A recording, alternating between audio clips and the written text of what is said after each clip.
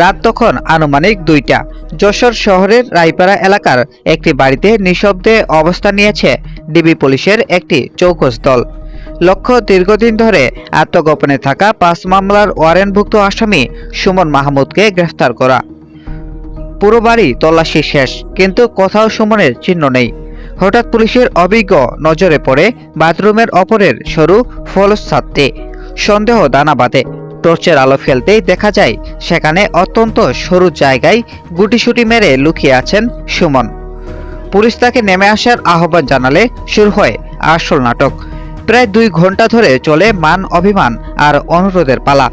কোনোভাবেই নামতে রাজি হচ্ছিলেন না তিনি। অবশেষে পুলিশের কৌশলের কাছে হার মানতে বাধ্য হন সুমন।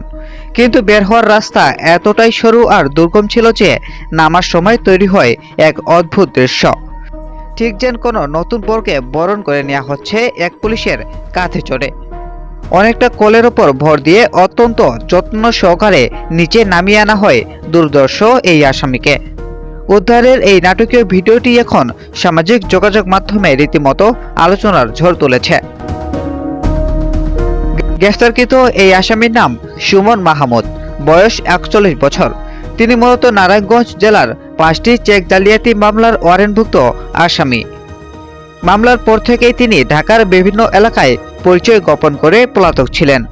ডিবি পুলিশের এসআই অলোকের নেতৃত্বে পরিচালিত এই অভিযানে অবশেষে তার দীর্ঘদিনের লুকোচুরির অবসান ঘটল।